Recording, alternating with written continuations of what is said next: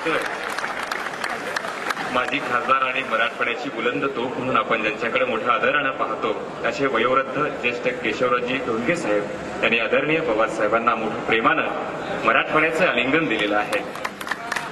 साहेबांना अभिवादन करायचं आहे. यांच्या वतीनं हा भव्य अभिवादन सोहळा या ठिकाणी संपन्न होतोय. आजचे स्वागत करतोय आणि आजच्या कार्यक्रमाचे मुख्य सत्कार मूर्ती मंचावरील सर्व सन्माननीय पाहुण्यांना विनंती करतोय की आपण दीप प्रज्वलन करून मंचावर आहेत. या ठिकाणी आदरणीय शरदचंद्रजी पवार साहेब यांच्या शुभ हस्ते दीप प्रज्वलन होते. मंचावर आहेत. या ठिकाणी आदरणीय शरदचंद्रजी पवार साहेब यांच्या शुभ हस्ते दीप प्रज्वलन होते.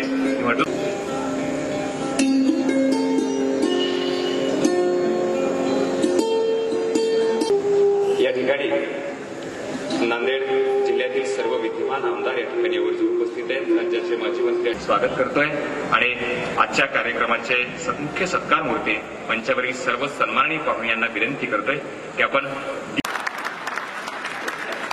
बारामती, भानामती, केगामती सगळ्या मतींना गिळून येणारा असा हा पठ्ठ्या आपल्या या राजकारणामध्ये अजरामर झाला.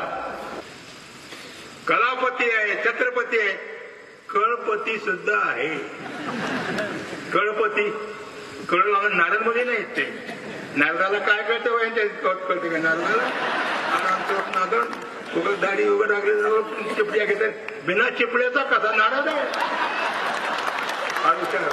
कोणाचं बरं वाईट करावं म्हणून नाही, बेमानी म्हणून नाही. त्यांना सांग विचारतो आता, एवढी आपली दोस्ती आहे, का दोस्ती झाली, कुठं कुठं झाली, काय झाली? विधानसभेत तरी गप्प असतात हे. आणि कलाचा कलपती आणि कळपती सुद्धा. आता इथं आल्यानंतर भाटगिरीच केली पाहिजे, तारीफच केली पाहिजे. अरे शुद्ध बोल रे नाड्या, अरे खरं कुठं बोलव रे.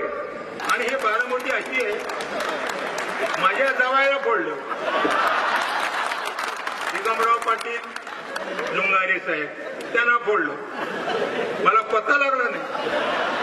त्यांच्या घरावर लालबावटा तो निघाला, दुसरा झेंडा दिसला. पण असं कसं काय ते केले म्हणे ते पुन्हा बारामती झाली. असा हा जादूगार एकदा ओरडा लागल्यानंतर थांबत नाही आणि जवळ घेतल्याच्या नंतर सोडत नाही. माझा गावावरीचं वळण आहे. त्यांनी आल्या आल्या माझा मुका घेतला.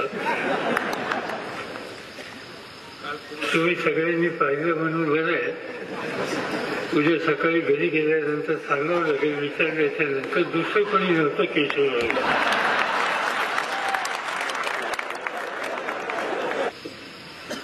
खरं म्हटलं तर हा आजचा कार्यक्रम आणि कार्यक्रमाच्या संबंधीची यादी मी वाचली आणि केशवराव अध्यक्ष म्हणल्याच्या नंतर मी अतिशय समाधानी झालो की मला ते फारसं बोलावं लागणार नाही. कारण केशवरावजी एकदा बोलायला लागल्याच्या नंतर थांबत नाही. झी 24 तास रहा एक पाऊल पुढे.